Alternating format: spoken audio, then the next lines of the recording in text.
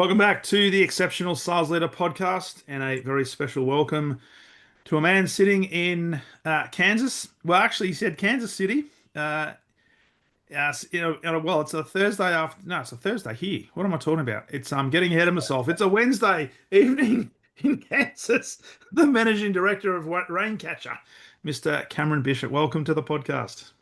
Great, Darren. Thank you so much for having me. You're welcome, and thank you for joining. I was just telling you, this is probably going to be episode about 820, and here I am saying I must make sure it's a professional introduction, and here I am just tripping up all over my words. What it tells me is that you don't have to be perfect. You just keep going, just keep going. This is an authentic conversation. So Cameron, I very much appreciate you jumping on. I'm really looking forward to this conversation. You currently run a business called Raincatcher, which helps entrepreneurs buy and sell marketable or remarkable companies and preparing organizations for sale. But you've also got a fairly extensive list of credentials and experience in business. So I'd love to delve into some of your philosophy, some of your approaches, particularly when it comes to running big companies, but also preparing companies for sale, and what are some of the things that people should be looking at. Before we jump into all of that, can you just give us a little bit of background in terms of where this all started for you and what led you to, I guess, to create and do what you do today? Yeah, thank you. Thank you for that setup.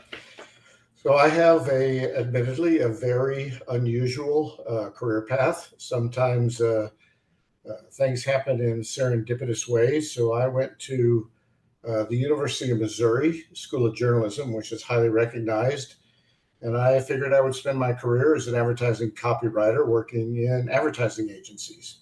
But I started my career in a small technical magazine publishing company, and it was only about a $7 million business. Hmm. And I found myself about 2 years into that, a large group of employees sort of mutinied and left all in one day. And Wow. that, in a small business, that left a lot of really key open positions. So the CEO of the company looked at me and pointed his finger and says, "Okay, you're now the director of marketing." And at the same time, that involved managing salespeople. And I had no clue how to do that, although I had sold advertising in the college newspaper. So I knew a little bit about that. But I inherited a team of seasoned salespeople. Here I am, 23 or 24, and I've got a team of salespeople all over the country.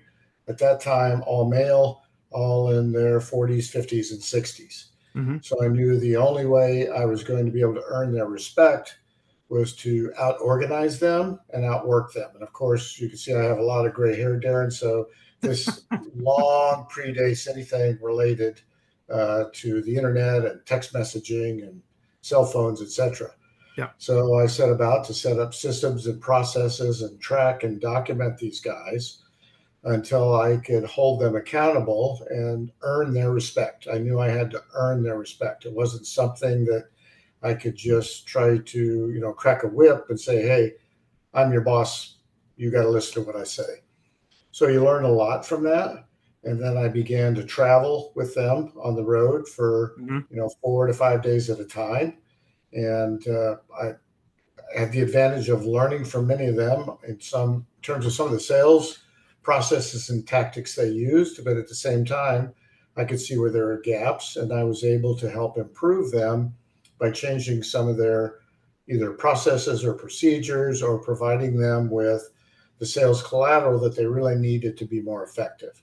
Mm. And I began to move up the food chain in the company, and we were sold, and the acquirer said, "Hey, we like you guys. We want you to buy companies." And it was like taking the proverbial 6-month-old baby and dropping him or her in a swimming pool and saying, "Swim.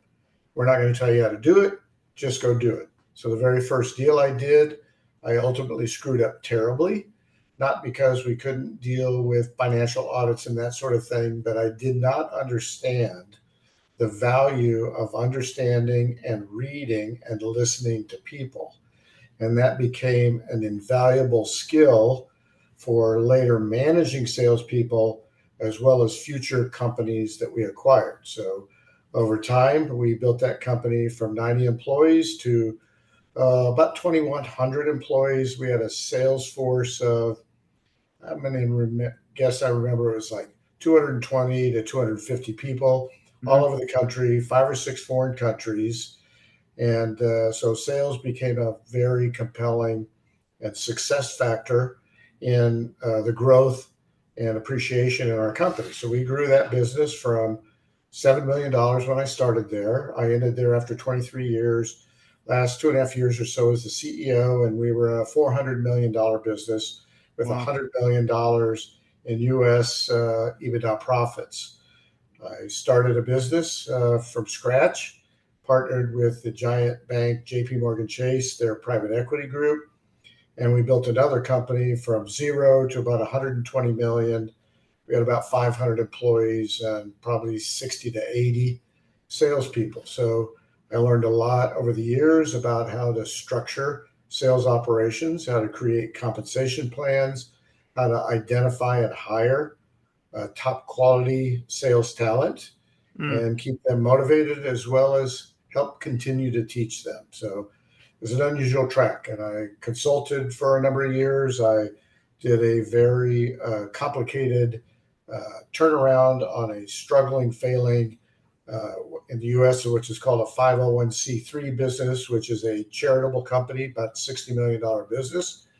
That ended during COVID, and I said, well, I get bored easy. What do I like to do? I bought 50 plus companies, spent $500 million doing that. I like buying and selling. So I found Raincatcher, which is based in Denver. We were very aligned on mission, vision, values, and ethical standards. And I joined that firm about 5 years ago to help business owners at the time they're ready to sell their companies. Wow. That is a very interesting pathway. And I remember you made a couple of comments there, which I want to sort of delve into a few of those. One of them was dropping a 6 month baby into a pool and say, you know, good on you, go and swim. Um, the first question I wanted to ask you, as a 23-year-old leading that sales team where you had people at 40, 50, and 60 who were probably well-seasoned salespeople, and you said something very interesting that you spent 4 or 5 days out in the field with them. And you're very, very clear on I needed to build respect with them so I could earn the right to, and you didn't say this, but I'm hearing earn the right to lead them and earn the right to be trusted. Through that process, what did you learn about yourself? Because you're learning something that like that at an early age, I'm not going to put words in your mouth, but I'm sure that was a lesson that you've sort of taken forward and used over and over again. Because you've mentioned a number of times through that introduction the importance of understanding people. So I do want to delve into that a little bit. Um, if you look back to the process you went through, where you, let's just say metaphorically, you are that 6 month old baby in the pool, because all these people have left in the one day, and you say, right, I'm like the last man standing. Um, was there anything specific? Was it just innate? Was there something that you've been brought up to believe? Was it a value set? Was it something that you had seen or heard that prompted you to invest time and be with your team in order to build that level of respect? Yeah, I'd say, well, from the standpoint of having any sales skills or understanding of sales myself, I paid my way through college and I spent most of that time working in men's clothing stores selling clothing. So, again, you're working with people all the time. You get to a way where a lot of it was commission based. So, Mm. you're motivated to learn really fast about what kind of person is this, what kind of clothing are they going to want, and how do I achieve or help them achieve their goal of, looking better or getting that new suit or whatever it might be. And the first retail company I worked for had a special incentive program where if you sold a customer, let's say it was a suit or a sport coat, slacks, whatever, there was a shoe department that was outsourced, and if we could suggestive sell a pair of shoes to that individual, again, this is many, many years ago, we got $1. Okay. Well, at that time, $1 was worth a lot. And so I was highly motivated, again, trying to pay my way through school. Man, I sold a whole lot of shoes because I had that incentive to do so. And that's part of what I learned going forward is that you get the behavior that you incentivize. Mm. And again, I was highly motivated because there was $1 for that pair of shoes. And I applied that across my whole career. But again, learning to read people is part of that. And you also have to get to know them on a personal basis. Mm. It's not strictly a business transaction. I mean, I knew again, in the early days, they were all male, but over time, it actually transitioned where all of my sales teams were probably 60 to 70% female because I Okay. found in general, it's always a general thing, it's not a unique thing, but we're generally better salespeople. Hmm. But in any case, I knew their spouses if they had one, I knew their kids, I knew what school they were in. And by traveling with them on a regular basis, I'd be on the road a lot. Mm. Again, working 3 to 5 days, I set certain expectations for them because I didn't want to waste my time to have 2 sales calls in a day. And we were out making face to face calls at client offices. So I would set a hard mandate that I wanted 3 to 5 calls a day. Yep. And we would go into these calls and I would say, I'm not going to lead the call. I'm the Yep. boss, but this is your client. So I would listen. I would drop in things where the credibility of the senior person could add credibility or value to the call. But then once we finished the call, we would go back to the car because we were driving, especially like in California, which is a tough Mm. market from a time distance travel standpoint. And we would rehash the call. What did you do well? What did you do well? What did you miss that could have enhanced the value of that call? Mm. What could you have left out? That sort of thing. It wasn't demeaning in any way. It was all about trying to improve. And that was beneficial. And for them to have a second set of eyes and ears listening to them and not trying to overrun them in Yep. front of their client, it was very valuable. And those factors of knowing them personally, them knowing me personally as a person, not just as their boss, Yep. uh, we created a very cohesive, collaborative team because of that. I love that because there are a lot of sales leaders today that I go into companies and work with that spend their time in an office behind a closed door looking at spreadsheets and forecasting or looking at a CRM system. And I'm sitting there scratching my head and saying, why aren't you out there with your team? Why aren't you building relationships? Why aren't you adding value? You can't add value by sitting behind a screen, Yeah. managing upwards. And I call it respectfully navel gazing, Cameron. They're navel gazing. They're not adding any value. So I love that spending time in the field, adding value, edifying the salesperson in front of the customer, and particularly if they were more senior, more experienced. Because one of the questions I had on the top of my in the top of my mind where there was being younger. I think you mentioned you're about 23 when you were the head of marketing and sales and running the sales team. Dealing with people who are more experienced, I know it would have taken time to build that credibility. Were there many challenges you had to face in terms of maybe people within your team that were saying, well, hang on, who is this young whippersnapper? What does he know? I've probably forgotten more things about sales than he's ever known. Were there any challenges you had to face through that process? Oh, yeah. That is absolutely the case. And I don't know if you're familiar with the concept called imposter syndrome. So anybody who Yes. takes on any kind of a new role, you know, you just don't know. I mean, I'll admit a lot of times I was scared to death, but I just figured that if I could be honest, direct, sincere, and frankly outwork them, Hmm. that over time they were going to get better. I was going to learn from them. And arrogance and ego cannot get in the way of that. You have to be able to accept certain kinds of feedback or suggestions from them. Mm. And if you can hear, they know you're hearing them, and you can either adapt or adopt those, then they're going to know you're listening to them and that they're making a greater contribution than just closing a sale. Mm. I love that. I love that. Um, I love the ego part because I have seen a number of sales leaders that have been promoted into a position, but often they've been promoted because they were a fantastic salesperson. They haven't necessarily chosen to be a sales leader. They've been anointed a sales leader, maybe through similar circumstances as to what you found yourself in, but they can't let go of the need to be center stage, to let go of the one that has to be closing the deal, who has to be seen as the head honcho or the big deal closer. And for many, it's very difficult to overcome that and to humble themselves to say, hey, I'm going to give the credit to my salesperson and build that person up rather than take the accolades for myself. So I'm Yeah, glad you it's mentioned actually that. yeah, it's actually very true. And again, across my career, and I spent 35 plus years in management positions and running companies.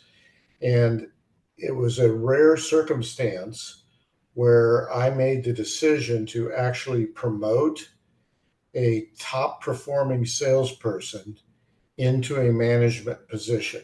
Now, there's exceptions always, for Yeah. sure, Yeah. but most of the time I found that the skills that made a salesperson highly successful were counter to the skills required to be in a management position.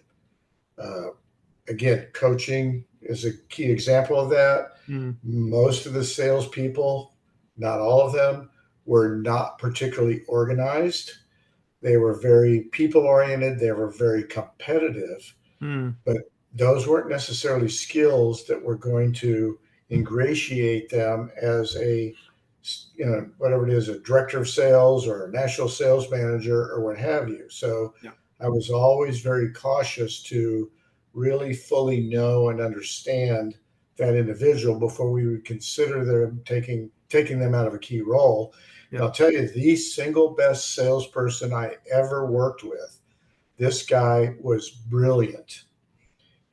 When I was running a $400 million company, he made more money than I did Yeah. on his commissions. And he once told, and we became very good friends. And I can't even count the amount I learned from him about just traveling with him and watching him go through a very regimented, disciplined sales process. But he once said to me, because I would have loved to have moved him up, made him a vice president. Yeah. And he just said to me when I first approached him, and he said, Cam, I'm going to tell you this right now. If you ever try to promote me out of a sales territory, I will quit on the spot, because he knew exactly where his skills were. He knew where he was making his money. He had tremendous respect from the customers in that market. Mm. He didn't want to manage people. He had Yeah. no desire and would have gained no satisfaction from doing that. So I never promoted him.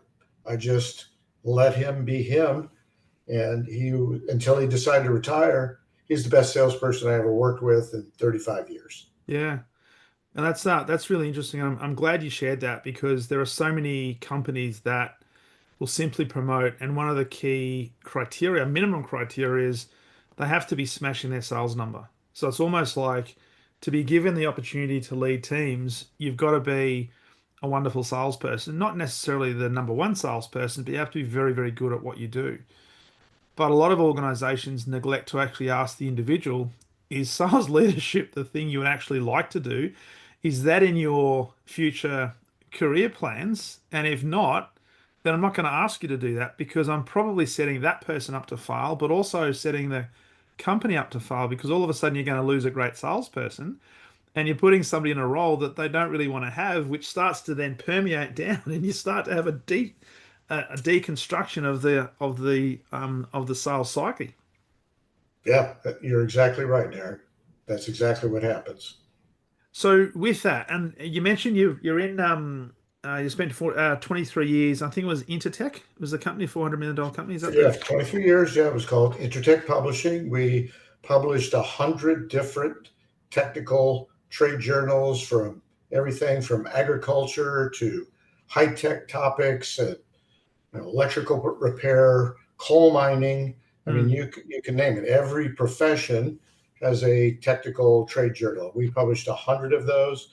We had a trade show and conference division that did, industry trade shows and conferences for education. That was about a $40 million line of our business. And we had a technical book publishing business, a lot of how-to manuals, valuation guides. We had 300 different titles in that library as well. So that was the nature of that business. And we Nice. had 23 offices around the U.S., and I think we had one in England, and we had sales teams in about 6 or 8 different foreign countries.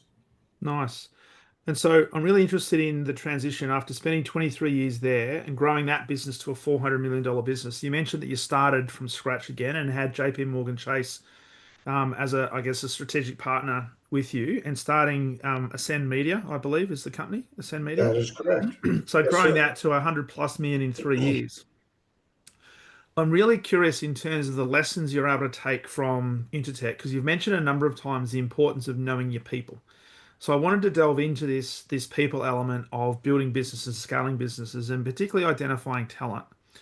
How much of I guess, the rapid growth and the success of Ascend Media do you put down to the lessons you learned at Intertech, but maybe even prior to that, to enable you to take advantage of talent, to be able to spot talent, to be able to utilize people in their strength zones? That was a catalyst for that, I guess, that really quick growth and that expansive growth. Because there's a lot of companies out there that don't achieve anywhere near that growth trajectory, and they probably wonder what the hell's happened. We've got lots of money, we've got a great product, but it's just not happening. Yeah, so I'll break that down into about 3 different topics. So the first topic, in terms of one of the key factors in building Intertech, I mentioned it earlier, ego and arrogance can't enter the equation. So to build Intertech, we acquired somewhere around 35 businesses. Hmm. And in many cases, when one company is buying another company, the acquiring company takes on the attitude that we're buying you, we're right, you're wrong, it's our way or the highway.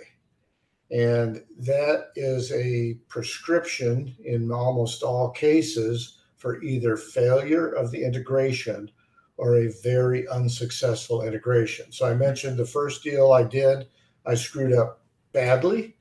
I got a PhD in how to do deals from those mistakes. We almost all learn more from our mistakes than we do from our successes. And that was one in that case. So it comes back again to reading and understanding people. Yeah. So in the companies we acquired, we would go through a very disciplined process. We would do all of the typical, analytical work, reviewing the financials, the human resources and benefit plans and all that sort of thing. But we spent a significant focus on assessing the people. And we had a program that we developed over time that was very successful, called Start, Stop, Keep. Pretty simple. We would meet with at least the top management of the acquired company, usually at least the middle management. In some cases, we met with every single employee. We would sit down privately with them so they couldn't be influenced by other management in their company, and would say, okay, what do you like about your business? What do Yeah. you want to make sure we continue to do? Hmm. Keep doing. Then we would ask them, what would you like to see the company start doing? And it's amazing how many times you would get great ideas on how to build that business from people that you wouldn't think of that had tremendous insight into the company. Mm. And if we adopted those ideas, we had instant gratification and respect from those people because they knew they'd been heard and they Mm. made a contribution. Then by the time we got to what do you see the company want to stop doing, which is the negative in those 3, we actually already knew the answer before we even got there. So we would look at all those aspects, and they would then identify best practices that they were executing, because we bought them because they were doing something right. Mm. That's where the value was. And we would, on virtually every deal, adjust our overall set of practices and processes to adopt the successful elements of the acquired company. And Hmm. you immediately begin to get their respect. They're not as scared of what's going to happen or hesitant, and they become more rapidly ingrained in your corporate culture. But you also have to understand their corporate culture so that you can respect that as well. And again, they become part of your team. Mm. So we built a tremendously over time from originally 90 employees to over 2,000 uh, to became very collaborative, and it was very much a family atmosphere with significant communication to our teams at all times. Mm. And that created a big part of that overall successful environment, and why the margins, the EBITDA margin of that business was several percentage points higher than the industry average because we had incorporated all of these best practices in the process. Yeah. But when I left and started Ascend Media, there would have been a change in the senior management of our parent company, and the culture began to change immediately. So over time, when I launched my new company, two of my senior executives, one who was also my best friend at that time, a brilliant sales senior level executive, and a financial manager, they left and joined me. And over time, 45 employees from our previous company, Intertech, had left and come and joined us at Ascend Media. So those are the kind of things that can happen if people know they are valued, appreciated, and want to be part of a much more healthy corporate culture. Fascinating. Fascinating, because I always talk to senior leaders that their culture and their team is and always will be a reflection of them. So what sort of example do you want to set? What sort of value do you hold? Are you leading the company with an iron fist, or are you leading the company with a level of ethics and integrity and genuine care for your people? Because that will come through in everything that you do. And it's interesting that you mentioned there that a change in senior leadership at the corporate level all of a sudden has a flow-on effect to maybe people not as being as engaged as perhaps they were, which leads people to make an educated buying decision, really, to say as to whether this is the culture I want to continue to be at or not. And they'll go to a place where they feel valued and they can make a contribution and they can get recognized for. And the recognition, I'll be interested in your take on this. The recognition doesn't necessarily have to be financial. That might play a part, but there's a lot of other things that can be really important from a recognition point of view. What are your thoughts on that? Having worked in a lot of different organizations, but bought and sold a lot, and I guess consulted to those who do. Yeah. Yeah, so two things there. I would say that the 45 former employees who came and joined our new company, not a single one of them was paid more money than they were Okay. making at the previous company. So it wasn't about dollars and cents. It was about work-life balance. It was about being with part of a quality team. Mm. And I've seen many cases where senior managers, particularly the CEO or the president, who's ever, whatever the title is at the top, they don't place value on establishing a productive, harmonious, attractive corporate culture. Yeah. And it's actually, ironically, by not doing that, it's actually a decision on corporate culture anyway. That's So right. it's far better off to be a purpose driven decision to define what you want that corporate culture to be, and then go about the process of executing on that corporate culture Mm. and making it valuable and of value and a priority for your entire senior management team if you're doing that. Mm. And coupled with that, there's an old expression, I have no idea where it came from, but the expression goes like this: the fish rots from the head.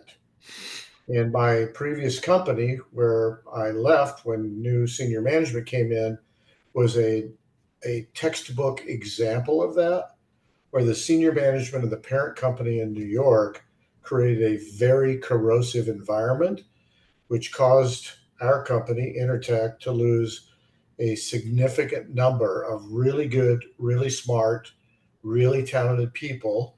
And it ultimately drove the value of that company down astoundingly in a very short period of time, or 2 or 3 years. So it can have a really significant economic impact on a business. Mm. And I'm sure the people that came in from New York probably thought, hey, this is how to run a company. We know what we're doing. Well, obviously, we have the wrong people. There must be market conditions that are causing this without actually looking in the mirror to say, well, they've caused that because they've brought in a corrosive environment. Staggering. Yeah. Staggering. Yeah. They took the attitude of, I'm right, you're wrong, it's my way or the highway. Wow. And it just wasn't consistent with our style because they never bothered to read or value that. And if they had and you just mentioned there that the ego and arrogance cannot be in the environment. Otherwise, what you'll see is what you've just described. And it seems that there was a lot of ego and a lot of arrogance that were in that particular situation that they saw the runs on the board in terms of the business dropping and Yeah. going backwards.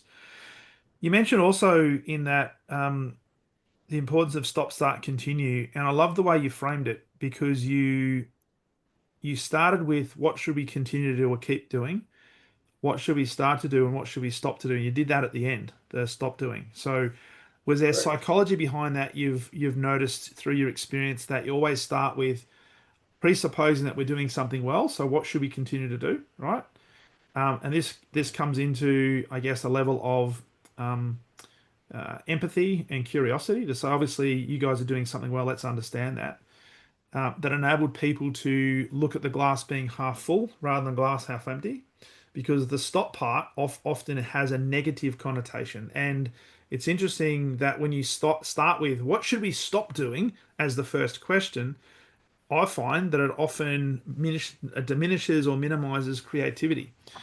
Was there a reason why that little process of stop, start, keep, you started with keep and then start and then stop? Was there psychology behind it? Yeah, absolutely. It was quite calculated. And to your point, Darren, if you start with a negative, it's real easy for people to, excuse my French, bitch about stuff, complain about stuff, Yeah. and go on a negative rant. So that's why we deliberately placed that third. But the other factor is, as we've talked about in terms of adapting or adopting critical components of the company being acquired's corporate culture or things that they valued, you want to know what those things are right up front. And I'll give you a very, very compelling example. So before I moved in, became an investment banker with Raincatcher, I was under a 3-year management contract, as I mentioned at the beginning, to do a very difficult turnaround on a failing $60 million charitable business. Hmm. It was dysfunctional in many regards. And I walked into that setting and I had some immediate assumptions of where I could cut costs and save money because we really had to cut costs. Hmm. We had to reorganize things. We had to introduce a whole new technology platform. So we're going to have to reinvest in that area. And I identified several what I considered low hanging fruit that, boom, I was going to go in first month or two, start making these radical changes. And I went through literally 220 of these start, stop, keep meetings in my office, just me and the employee. Yeah. And I learned two things immediately. The number one thing that I was going to eliminate was the number one thing of high value to all of those employees. And the number two thing that I thought was the most critical problem in the company was a problem, but it wasn't even remotely close to where the real cancer was in the business. Hmm. And it would have taken me months to root that out if I hadn't gone through that process. So it literally turned my integration and change strategy upside down. And Mm. if I had executed on what I originally thought, we would have had huge cultural problems, and I probably would have lost credibility as the new CEO from day one. Yeah. Interesting process. And that's interesting that sometimes we can make an assumption based on what we think we see, but until you talk to people who are in the day-to-day operations and get a real appreciation, and I love the fact that you did it one-on-one because that would have taken a lot of time, Cam. All right. So it It would have been did. easier for you to do a town hall and stand up in front of everybody and say, "We're doing this. Come with me. We're going to the promised land." Right? Or do small group sessions where you can get some feedback and run some collaboration sessions. But even that, you'll have people that won't necessarily want to share things because maybe somebody else is a boss, is a colleague, is connected to somebody else, or we don't want to say things in front of different people. So that would have been a big investment of time, but I'm sure looking back, it's a big investment that was well worth it because, as you said, you changed your strategy and were able to turn the business around. Yeah. The return on that investment of time is huge. And to create an ongoing uh, connection with employees, because I don't care who the CEO is, most employees are like intimidated by that person Yeah. because it's their, they're the boss, they're the big Mm. boss, they're the title. And you want to try to humanize that. And again, in the Intertech days, we had 23 regional offices around the country. And you can't get to all 23 in a year, but you try to touch on as many as you can. Mm. And my other C-level team members we divide and conquer to get around those offices. But we had a practice which I incorporated in the charitable company turnaround that I called lunch lottery. So I would have our head of HR literally draw 5 names out of a hat, Yep. any position in the company. And I would once a month go to a local kind of a casual restaurant, sort of bar grill place. Yep. We'd get a big round table and I would sit there. We might have somebody from the warehouse. We might have the CFO. We could Yep. have an editor, whoever it might be. So they were all intermixed at all different levels, different seniority, different tenures with the company. Most of them did not even know each other, didn't even Mm. know their names. Mm. Yeah. So over the course of a lunch, it really wasn't about business. It was about establishing personal connections and relationships. And you would find these amazing commonalities and interests of these people that had never run across each other. Yeah. And oftentimes out of that, interesting conversation arose that I neither tried to manage or manipulate, that created interesting ideas or opportunities or where problems had existed. Mm. But everybody left knowing each other more as a human being and not just another employee of the company. And that was part of the culture that we tried to establish. I love that. And again, that takes effort. It takes time, and maybe it does. Going to a restaurant, it does take cost. But just think about what that does. So for people listening to this, if you've got a relatively large organization, you might have to do that a bit more at scale. But the concept is everybody's an equal person. There's no hierarchy. And if you think about the concept of the round table, when the knights of the round table got together, they were all equals, even though there might have been a hierarchy in the knighthoods. But to have a CFO, for example, sitting at the same table as the head of marketing and maybe a person that works in the distribution center, as an example, having a conversation as a human being, you start to break down some of those silos and some of those barriers, and you start to build a network around human beings that can augur well for when they go back into the business because we've now got those connections established. It sounds so simple, but as you've described it, it could be so profound. Yeah, it really can be. A Fascinating. couple of thoughts for you. I know you're probably going to be running short on time, so a couple of things that I think could really be helpful or valuable for your audience in terms of identifying and hiring talent, salespeople in particular, but any level of position. So, in my philosophy was always there's a human tendency to hire in our own image, Mm. and I made a deliberate effort not to do that. I wanted an eclectic workforce. And I'm not just talking about, race, religion, gender, those kind of typical factors. I wanted to hire in any position intelligent, interesting people. That's particularly true of salespeople. Mm. And for my senior team, I always felt like my greatest talent was to identify really smart people and be willing to surround myself with really smart people, Yeah. not to be the smartest person in the room. Mm. And if you run a servant leadership style of management, your job is to empower those talented people and give them the tools they need to excel in their area of specialization. But the last question I would always ask them in the interview process is, if I hire you, will you be afraid to disagree with me? Because I don't always get it right. And my end goal is for it to be right. Yeah. I didn't want yes men. I Mm. wanted people who would challenge me, give Yeah. me a different argument. I may not agree with it, I may not adopt their idea, but I wanted to be challenged. And probably 70%, maybe 80% of the time, I adjusted my decision or sometimes completely changed it based on the input I received from my experts in Mm. each area of discipline. Yeah. On the hiring salespeople, the same approach applied.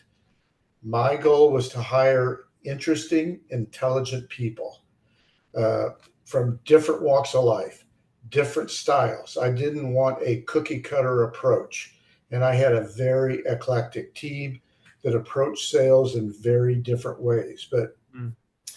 if they had the ability to be empathetic and listen far more than they spoke, then they almost always became extremely successful in the process. And I believe that uninteresting people who don't have, whether they like, and I didn't care what it was, they like to cook, they like to read, they like to go to movies, they're big workout people, whatever. I Yeah. just wanted to see people that didn't go home and sit down like a blob after they got off work, because that made them far more engaging in Yeah. customer relationships. Yeah. I love that. And they're simple ones. And I'm glad you preempted that question because I was about to ask you that. So thank you. There's no auto cue here. See? Was there something behind me that says, "Hey, ask a question about talent identification"? But I love that, and I'm very much of the same thought process, making sure that we don't employ people who are very similar to us because we end up potentially developing a one-dimensional team. And I just think of my own sales teams that I've built. You don't have a group of me because you won't necessarily get the results. So bringing people in that are different is fascinating, and I Yeah, fully agree with that. And also having empathy and a great listener because uh, the common thing, the common belief out there from most people that I speak to around salespeople is they have to have the gift of the gab. They need to be able to talk. And I say no. Some of the best salespeople I've had working for me and I've worked with, they're actually introverts, but they have an attention to detail and an incredible ability to listen and to be present and ask great questions. And then they know when to shut up. And they are very, very successful. So it's not always the town what do they call them, the town caller or whatever it is that yeah, gets the chocolates. Um, Cam, I wanted to also ask you because we spoke briefly before we press record about the importance of succession planning, and I'm sure this is really critical in the work that you do now when it comes to helping entrepreneurs prepare companies for sale. From your experience, and we've talked a lot about identifying talent and building good cultures and integrating people into the new way of doing things to help facilitate growth. Can you just leave us with some thoughts on the importance of succession planning and when you get to a position, making sure that the long-term sustainability of the team or the business is in good hands when it's time for the leader to move? And yeah. how important is that for a Thank you. sustainable organization? Yeah, thank you for that setup on that one. It's a topic that is really dear to my heart, and sometimes it's absolutely heartbreaking because, again, our firm at Raincatcher, we represent privately held companies, family-owned companies, at the time that they decide they need to sell. Because in this day and age, and I know I've talked to enough people in Australia that I know it's happening there as well, the children of these business owners don't want to go in to their family or their parents' business. So those Mm, owners are left with one choice, and that's to sell the company. mm, And one of the very big detractors we see that either decreases value when these companies are sold, or in many cases keeps them from being sellable, is a business owner who doesn't delegate or doesn't have a succession plan. And most significantly, a lot of these companies are successful because the owner is the key salesperson in the company and or still owns the vast majority of the customer relationships. mm. And that's a huge red flag for buyers, because when owners sell, that's because they may be willing to go through a transition period, but they want to retire. Yeah. And owner or buyers are scared of what would happen to the company if they lose those relationships. Mm, So business owners really need to understand the value of having a successor to manage the business and not being super reliant or the sole source of success by closing deals and having customer relationships. mm. Such an important thing. And even in my own experience, I went from being a individual contributor salesperson in a corporate business to business sales team in a big telecommunications company here in Australia to then being the sales manager of the exact same team. So I went from peer to sales manager. It took a little bit of time, but literally when the trigger was pulled, one day I was a peer, next day I was a manager. And I never forget my very first conversation with my general manager of sales. The first day I put my sales leadership hat on, he said, firstly, welcome to sales leadership. Welcome to the bottom rung of the ladder. But you know what? The question he asked me after that came, he said, Darren, who is your likely successor? Exactly. It wasn't about what's your plan for the growth of the team. He said, who is your likely successor? And I never ever forgotten that. And that's pretty much shaped my entire approach to sales leadership because you don't want to be an island. You do not want to be the reason why your team or your business is successful. You want to be able to leverage and hopefully replicate yourself so that the sustainability of the team doesn't always just rely on you. So I've never forgotten that. I'm glad that's something that's dear to your heart as well because you would see this often. Yeah. And the other benefit there is if you have a strong successor behind you, and you have done a super job of training and mentoring that individual, it creates a much greater likelihood that you yourself can progress up the ladder of growth inside that same company, because they're not as scared of what's going to happen to sales if Mm. you leave that position. Totally. So I keep saying to sales teams and sales leaders and leaders, make yourself redundant. Your role as a leader is to make yourself redundant. And I've got to be careful sometimes when I say that because when companies go through the obvious dips and sometimes redundancies mean you leave the company, it's not that, right? You leave your team in such a great position that there's always going to be opportunities for you because you'll be recognized for what you've created. So I love that. Exactly right. Exactly So right. Cameron, I've really enjoyed this conversation. I greatly appreciate you coming on. If there was one piece of advice that we haven't covered that was top of mind that you wish I have asked you about, what would that be before I ask you where people can connect with you? Sure. Well, there's one topic that always comes up when it relates to salespeople, and that's around compensation matters. So, my two philosophies on sales compensation or compensation in general are you get the behavior that you incentivize. Mm, So, that makes the structure of base salary and commission or bonus plans critical in the process. And I had the great fortune for 15 years of working for an absolutely brilliant man who was the chairman of our former parent company when I was with Intertech. Uh, that He would always say to me when we would go to New York to present a company we were acquiring, he would want to know what the compensation package for the key positions were and how we were going to structure those. And We were always trying to be very conservative and save money. And he would just stop me and he would say, Cam, pay peanuts, get monkeys. You want to pay a competitive, it's not about, you don't want to pay them over the top, but you want to pay a competitive compensation package Mm, to get the behavior that you're incentivizing and to retain that valuable talent.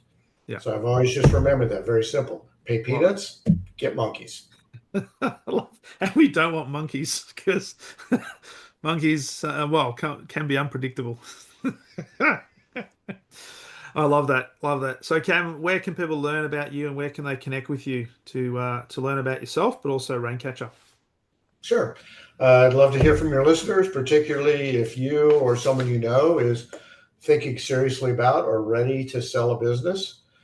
We work in every kind of industry you can imagine, from high tech software to heavy construction. You can reach me. My email is cameron.bishop@raincatcher.com. Our corporate website is www.raincatcher.com, or you can easily find me and message me on LinkedIn. Happy to have a conversation. There's no sales pitch, no obligations. We love the opportunity to maybe help offer some advice for you, and because we're passionate about helping business owners today. Brilliant. Thank you so much for that. I'll put those on the show notes. So Cameron, I know it's well, it's just clicked over 7 p.m. there in Kansas City. So I greatly appreciate you on a Wednesday afternoon slash evening. And I know, having spoken to you just before you press record, there is a vodka waiting for you. So I'm going to let you It, get to it that. is, Darren, it is definitely cocktail hour, and I've been talking so much, I'm really thirsty. So, Cameron, I'm going to let you go and enjoy that cocktail with that vodka. And again, greatly appreciate you being a guest on the Exceptional Cheers. Sales It's Leader been a podcast. pleasure, Darren. Yeah, thank you so much for having me on your show. Thanks, my friend.